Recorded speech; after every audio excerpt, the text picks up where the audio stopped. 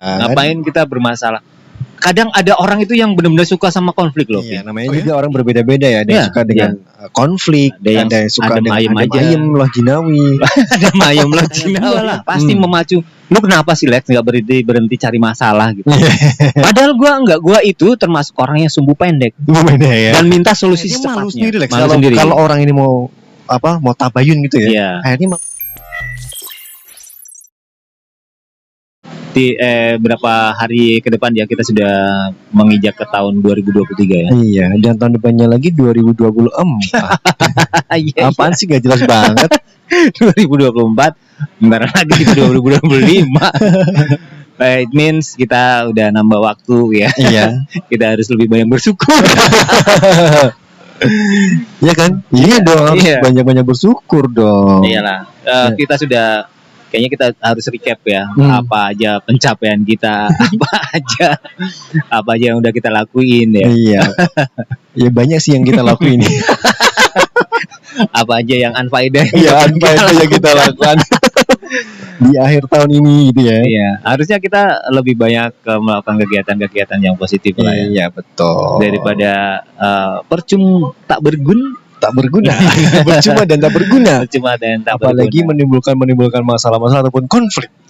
Ya ngapain juga ya? Ngapain kita bermasalah? Kadang ada orang itu yang benar-benar suka sama konflik loh, Vin. Oh ya? Iya betul. Jadi memang sengaja menciptakan konflik ya? Bener ada ya. Suka mereka sama konflik.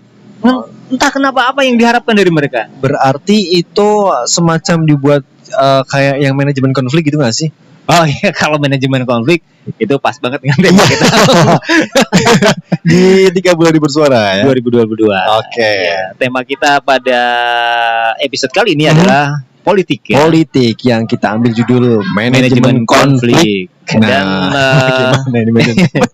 episode ini adalah bagian dari tantangan 30 hari bersuara 2022 yang diselenggarakan komunitas The Podcasters Indonesia. Gegap gemita. Gue selalu sini pertanda apa ya, sini gatel gitu. Gatel ya. Mau dapat rezeki. Apa tadi? Manajemen konflik ya. Nah tadi lu kan bilang, maksudnya ada orang yang memang suka banget membuat masalah ataupun membuat konflik. Ada yang itu gimana gitu. maksudnya? Secara personal ya, bukan? Iya, secara personal. Ke ini dulu, secara personal itu mereka itu lebih suka ke adrenalinnya mungkin ya. Adrenalinnya itu memuncak, naik ya, dengan konflik. Mereka tuh lebih yang suka gitu membuat daripada yang adem ayem gitu. Iya, namanya juga orang berbeda-beda ya. Ada yang suka dengan konflik, ada yang suka dengan ayem loh jinawi. Adem ayem loh jinawi. Karena bagi mereka yang suka buat konflik itu, Vin, itu bisa mungkin ada memicu kekreatifan, memicu juga ide-ide baru. Iya betul. Mungkin. Kemudian ada juga yang kayak gitu karena manajemen konflik.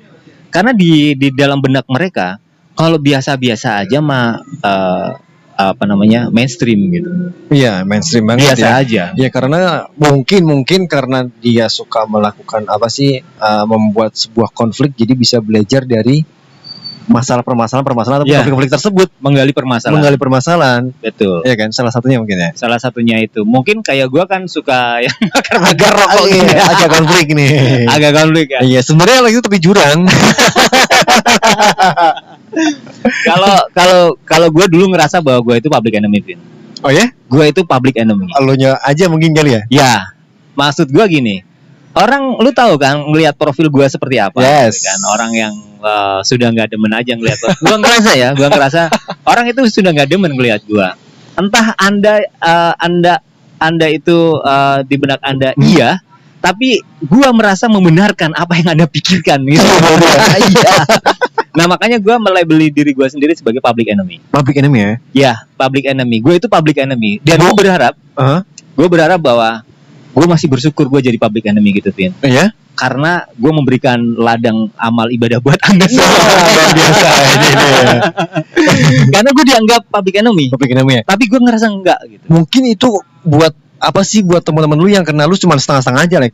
Mungkin ya. Atau mungkin yang cuma lihat lu casingnya doang. Dia belum ngopi bareng sama gue kan. Iya. Gue dari siaran bareng, ngopi bareng, kita apa bareng. Ya gue tahu lah itu lah ya.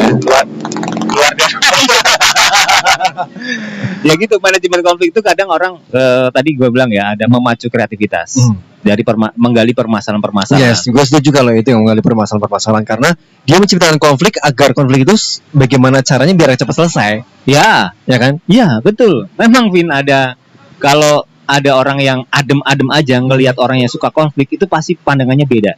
Kayak gua lah pasti memacu. Lu kenapa sih Lex nggak berhenti cari masalah gitu? Padahal gua itu termasuk orang yang sumbu pendek ya. Dan minta solusi secepatnya. Iya kan? Gua kalau ada permasalahannya langsung ke pantik, gitu, pengen cari solusi ya. Iya. Kalau gue nggak yang gue yang adem-adem aja deh, Alex ya udah kita orangnya. Ya, oke. Kadang ada tipikal orang yang sumbunya panjang banget, tapi tetap aja meledak. Iya, sama dong kayak gua, ya kan? Gua sumbu pendek meledak. Iya, sumbu panjang meledak juga. Malah terkadang jadi bom waktu sih.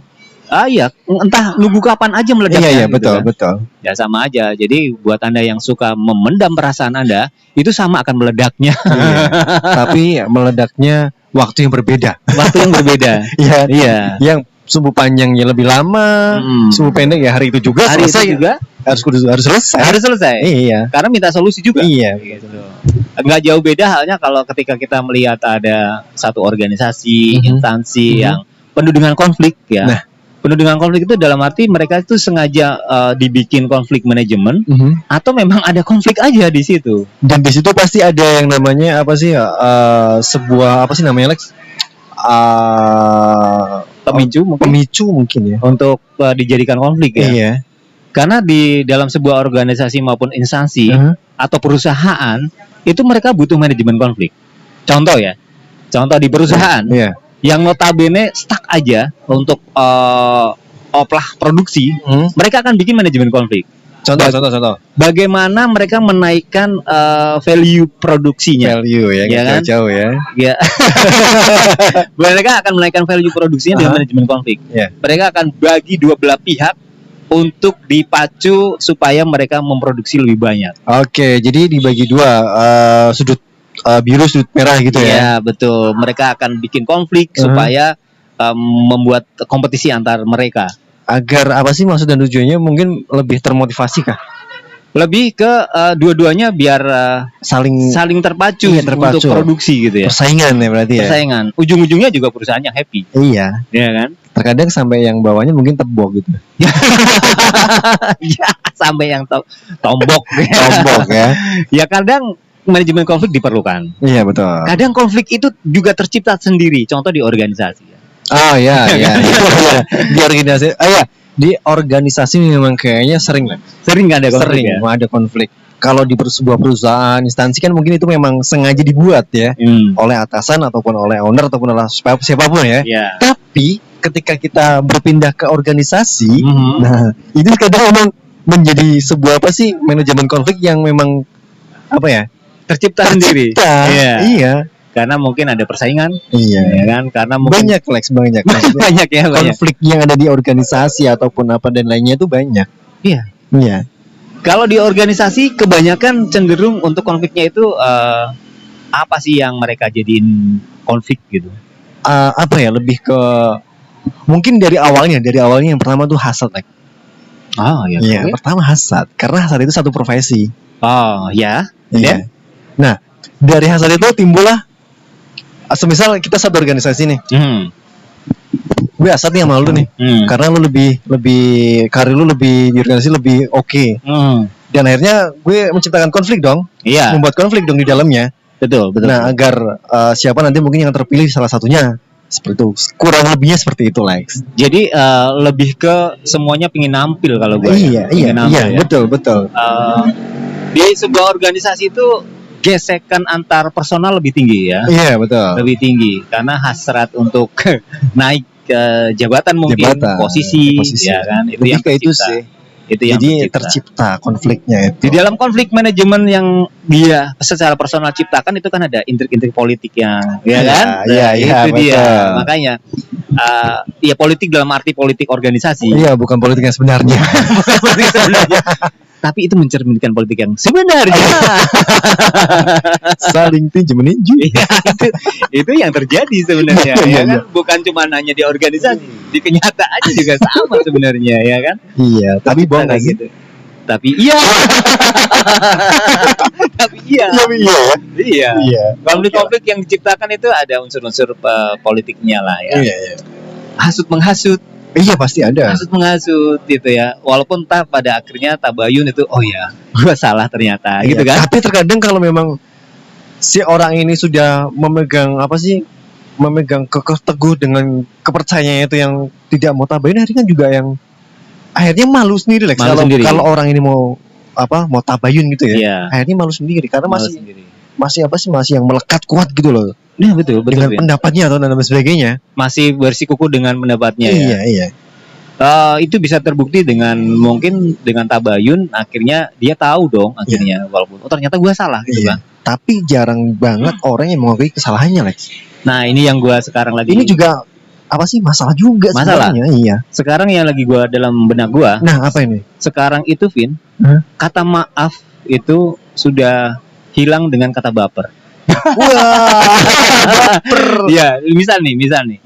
Gue melakukan kesalahan Gue melakukan kesalahan dan lu selalu menghilangkan kata kesalahan gue yang gue harusnya minta maaf lu dengan bilang jangan baper lu, nggak usah baper lu gitu. Jadi misalnya gini, contoh misalnya ya, gue ngelakuin kesalahan. Oh sorry, yang bilang baper itu gue ngelakuin kesalahan yang di pihak lu itu gue itu melakukan kesalahan gitu kan. Tapi gue itu enggan minta maaf sama lu dengan kata-kata mas gue. Nggak usah baper lu ngomong kayak gitu aja, baper gitu ya. Iya. Harusnya kan gue minta maaf sama lu. Vin, gue minta maaf ya. Gue udah salah ucap nih sama lu. Alih-alih gue minta maaf itu gue pendam, gue bilang nggak usah baper lu gitu aja, baper gitu. Sekarang tergantikan dengan kata baper ya. Kata baper. Dan yang jarang sekarang itu sudah mulai tenggelam, kata maaf. Kemudian minta tolong. Nah, ya, setuju itu, Lex. Kemudian apalagi ya? Itu kata maaf dan minta tolong. Iya, pokoknya yang paling terpenting, bukan terpenting. Maksudnya bukan terpenting juga sih, maksudnya. Dua kata ini yang kita wajib selalu kita ucapkan ya. Iya. Iya, bahkan sampai ke anak gue pun gue ajarin seperti itu. Harus Vin. Karena sekarang sudah tergerus kayak kata-kata kayak gitu. Baper lu. Gak usah baper lu kayak gitu aja, baper. Harusnya gue kan minta maaf ya. Iya. Ya kan? Tapi dengan ego gue bisa bilang gak usah baper lu. Iya. Padahal gue harusnya kan. Iya. Sorry ya Vin. Sekarang kayak gitu ya. Sekarang kayak gitu. Kenapa ya? Ya itu karena moralitas. Nanti kita di episode berikutnya kita bahas moralitas. Iya, terlihat di podcast Alvin Everywhere. Yes, kayaknya lebih banyak obrolan di luar ini ya.